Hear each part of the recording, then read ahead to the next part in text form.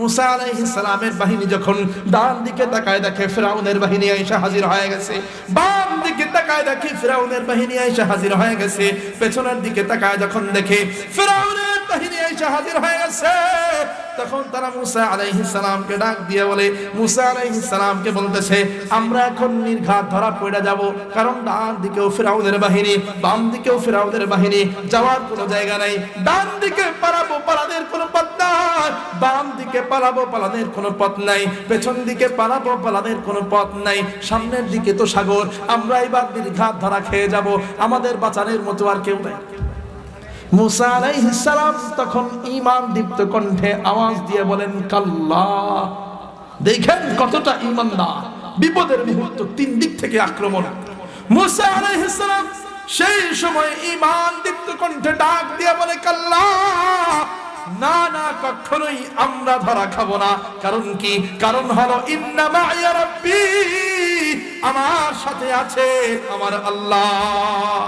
সারা দুনিয়া হো মুখালিফ, কুছ नहीं नुकसान है, सारी दुनिया हो मुखालिफ, कुछ नहीं नुकसान है, डर नहीं है, गम नहीं है, जब खुदा रहमान है।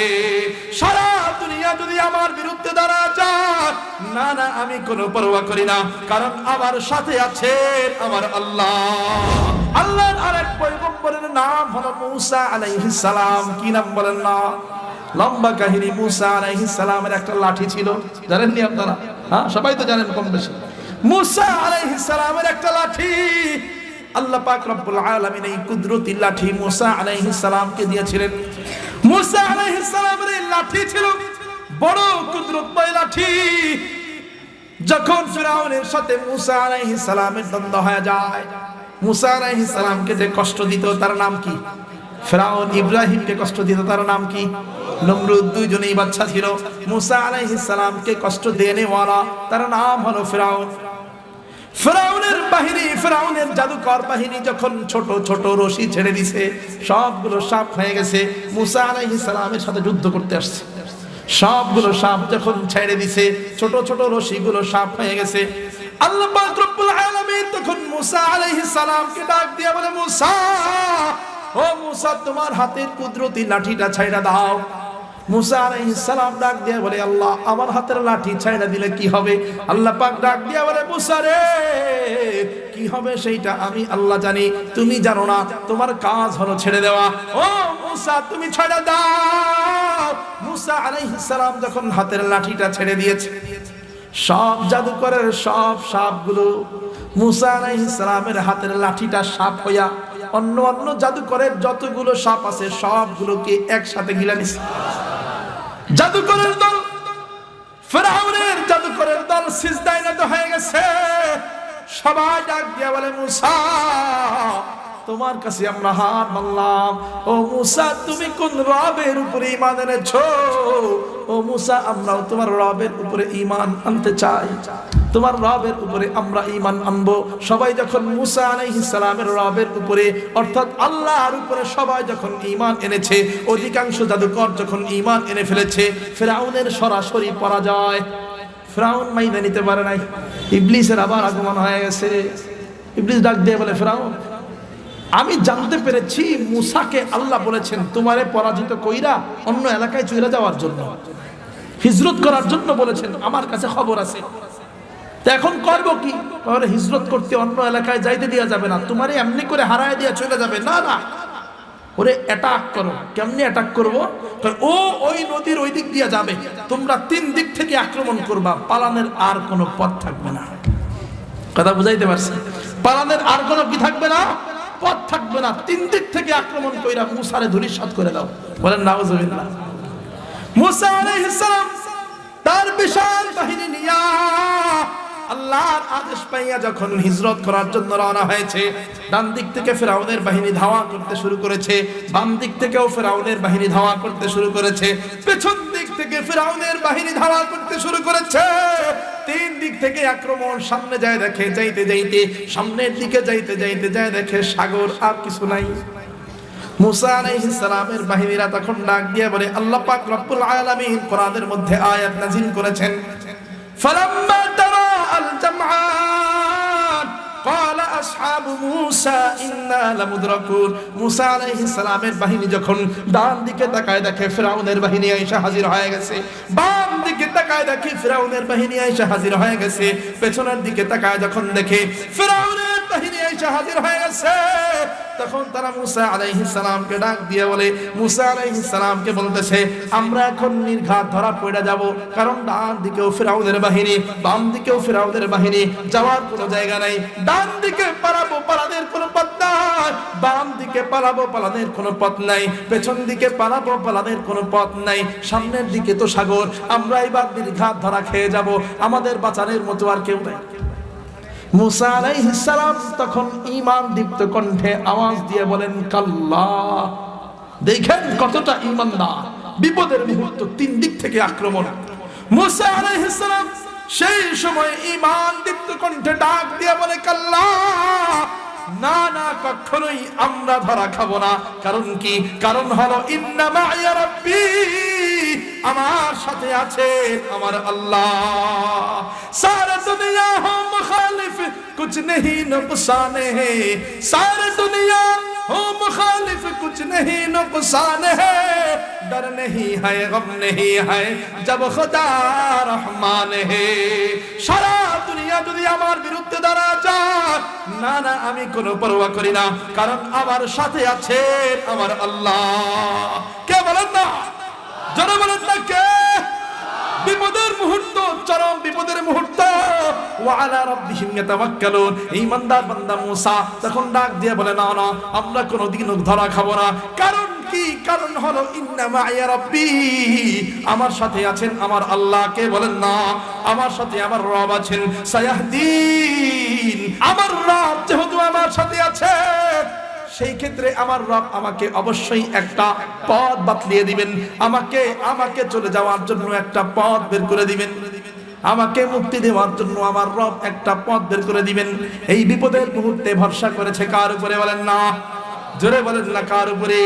আল্লাহ পাক তো বলেই দিয়েছেন, ওয়া আলা রাব্বিহিম ইয়াতাওয়াক্কালুন। যারা সাচ্চা ঈমানদার বান্দা, খাঁটি ঈমানদার বান্দা, বিপদের মুহূর্তে পড়া গেল, যখন চরম মুসিবতের মধ্যে পড়া যায়, তখন ওই বান্দা একমাত্র আল্লাহর উপরে ভরসা করে। কার উপরে? বলে, জোরে বলেন না, কার উপরে? আল্লাহ পাক রব্বুল আলামিন ইব্রাহিম পয়গম্বরের মতো মূসা আলাইহিস সালামের ইয়াকিন যখন দেখলেন, দিলের বিশ্বাস যখন দেখলেন, আল্লাহর উপরে কিভাবে ভরসা করে, সেই বিষয় যখন আল্লাহ পাক রব্বুল আলামিন দেখলেন, ওই যে আল্লাহর কথা, যেই আগুন শোনে পানিও শোনে কিনা? বলেন না, আল্লাহর কথা তো আগুন শোনে, পানি শোনে কিনা? আল্লাহ পাক রব্বুল আলামিন মূসা পয়গম্বরের কাছে তখন ওহী পাঠায়, ফাআওহাইনা ইলা মূসা। আল্লাহ পাক রব্বুল আলামিন মূসা আলাইহিস সালামের কাছে ওহী পাঠাইলেন, আনিদ্রিব বিআসাকাল বাহর, ও মূসা, তোমার হাতে যেই কুদরতি লাঠি আছে, কেরামতি শুরু করে দাও। মূসা আলাইহিস সালাম বলে, আল্লাহ করণীয় কি? বলে, আনিদ্রিব বিআসাকাল বাহর, সামনে যেই সমুদ্র আছে, ওই সমুদ্রের মাঝে, সমুদ্রের বুকের মধ্যে, সমুদ্রের গায়ের মধ্যে তোমার ওই লাঠি দিয়ে আঘাত করো। মূসা আলাইহিস সালাম বলে, আল্লাহ, আঘাত করলে হবে কি? বলে, সেটা তো আমি জানি কি হবে। ও মূসা, তুমি সমুদ্রের বুকের মধ্যে আঘাত করো। মূসা আলাইহিস সালাম আল্লাহর দেওয়া এই কুদরতি লাঠি দিয়া সমুদ্রের বুকের মধ্যে যখন আঘাত করলেন, আল্লাহর কুদরতি ওই সমুদ্রের মাঝখান দিয়া আল্লাহ পাক রব্বুল আলামিন কয়েকটা রাস্তা তৈরি করে দিয়েছে। খেদিয়া সরসবজ হে तेरे गज़ा के वास्ते, चाँद सूरज और सितारे हैं जिया के वास्ते, बहरे बर शम्सु कमर माह वो शुमा के वास्ते, ये जहां तेरे लिए और तो खुदा के वास्ते, ये जहां तेरे लिए और तो खुदा के वास्ते। अल्लाह पाक रब्बुल आलमीन এই আয়াতের মাধ্যমে বুঝাইতে চান, গোটা দুনিয়াবাসীকে বুঝাইতে চান, ও দুনিয়াবাসী, তোমরা যদি সমুদ্রের পাড়ে দাঁড়াইয়া, যেখানে বাঁচার কোনো পথ নাই, আগুনের পাশে দাঁড়াইয়া, যেখানে বাঁচার কোনো পথ নাই, ওই মুহূর্তে যদি আমি আল্লাহর উপরে ভরসা করতে পারো, আমি আল্লাহ ইব্রাহিমকে যেইভাবে বাঁচাইছি, আমি আল্লাহ মূসাকে যেইভাবে বাঁচাইছি, আমি আল্লাহ ঠিক তেমনি ভাবে তোমাকেও বাঁচায়া দিব। আরো জোরে বলেন না সুবহানাল্লাহ। অনেকগুলো রাস্তা তৈরি হয়ে গেছে, অনেক রাস্তা। মুসা আলাইহিস সালামের বাহিনীকে আল্লাহ পাক রব্বুল আলামিন ডাক দিয়া বলে, ও মুসার বাহিনী, এই রাস্তা দিয়ে পার হয়ে যাও, রাস্তাগুলো দিয়ে পার হয়ে যাও। আল্লাহ পাক রব্বুল আলামিন আয়াত নাযিল করে জানায় দেন, ওয়া আজলাফনা থাম্মাল আখিরিন। মুসার বাহিনী যখন পার হয়ে যাইতেছিল, দ্বিতীয় বাহিনীকে আমি আল্লাহ তখন ওইখানে উপস্থিত করলাম। ওয়া আজলাফনা থাম্মাল আখিরিন, ফিরআউনের বাহিনীকে আমি ওই সমুদ্রের পারে উপস্থিত করলাম। ফিরআউনের বাহিনী এসে দেখে সুন্দর সুন্দর রাস্তা। ফিরআউনকে ডাক দিয়ে বলে, এত সুন্দর রাস্তা বানাইলো কে? ফিরআউন কয়, আমি। হ্যাঁ, আমি মুসা এই দিক দিয়ে যাবে আমি জানতাম, এই কারণে এই দিক দিয়ে রাস্তা তৈরি করছি, রাস্তার মাঝখানে ওরে অ্যাটাক করি না। এখন সবাই কয়, কি রে রাতারাতি রাস্তা হয়ে গেল, এটা কোন ধরনের কথা? এক রাতের মধ্যে রাস্তা হয়ে গেল, গতকালকে দেখিনি এই রাস্তা, আজকে দেখলাম রাস্তা। এখন ইতস্তবোধ হয়ে গেছে, ইতস্তত হয়ে গেছে, মানে যাবে কি যাবে না এরকম একটা পজিশন হয়ে গেছে। নামতে পারতেছে না, ভয় পায়। সবাই কয়, সবাই আগে আসুক, অপেক্ষা করতেছে সবাই আসার জন্য। আল্লাহ পাক রব্বুল আলামিন পরের আয়াতে জানান, ওরা যখন ওইখানে দাঁড়াইয়া অপেক্ষা করতেছে, সেই সময়টুকুর ভিতরে ওয়াংজাইনা মুসা ওয়া মাআহু আজমাইন, আল্লাহ পাক রব্বুল আলামিন মুসা এবং তার সঙ্গীদেরকে অপর প্রান্তে পার করে দিয়েছেন। তারা ততক্ষণ পর্যন্ত সিদ্ধান্ত নিতে পারে নাই, ততক্ষণ পর্যন্ত সিদ্ধান্ত নিতে পারে না। এইদিকে আল্লাহ পাক রব্বুল আলামিন মুসা আলাইহিস সালাম এবং তার বাহিনীকে অপর প্রান্ত দিয়ে রাস্তাটা পার করে দিয়েছেন। মুসা আলাইহিস সালামের বাহিনী যখন রাস্তা পার হয়ে গিয়েছে, ফিরআউনের বাহিনী তখন সিদ্ধান্ত নেয়, আমরা সবাই একসাথে ঢুকবো এই রাস্তার মধ্যে। আমরা যখন সবাই একত্রিত হয়েছি, এখন আর কোনো ভয় নাই। রাস্তার ভিতরে মুসার বাহিনী বড় হইলেও আমাদেরকে আর আক্রমণ করতে পারবে না। আমরা সবাই একত্রিত হয়েছি। যখন রাস্তার মাঝ বরাবর এসেছে, ওই আগুনকে ডাক দেনেওয়ালা আল্লাহ এইবার সমুদ্রকে ডাক দিয়েছে, ও সমুদ্রের পানি, ও সমুদ্রের পানি, মিলে যাও, একত্রিত হয়ে যাও। সমুদ্রের পানি ডাক দিয়ে বলে, আল্লাহ একত্রিত যে হব, ও আল্লাহ জোরে হব না আস্তে, বলে এমন জোরে হইবা না কান সব দিক দিয়ে যেন পানি ঢুকে যায়, সব দিক দিয়ে যেন পানি ঢুকে যায়, বাঁচার যেন কোনো পথ না থাকে, বাঁচার যেন কোনো উপায় না থাকে। আল্লাহ পাক রব্বুল আলামিন পরবর্তী আয়াতে জানায় দেন, সুম্মা আগরাকনাল আখিরিন, পানিকে অর্ডার কইরা আল্লাহ পাক রব্বুল আলামিন যখন ওই রাস্তাগুলোকে একদম ধূলিসাৎ কইরা দুই পাশের পানিকে চাপ দিয়ে মিলাইয়া দিলেন, একসাথে এক চাপের সাথে সাথে ফিরআউনের বিশাল বাহিনী আল্লাহর ওই সামান্য পানির কাছে পরাজিত হয়ে যায়।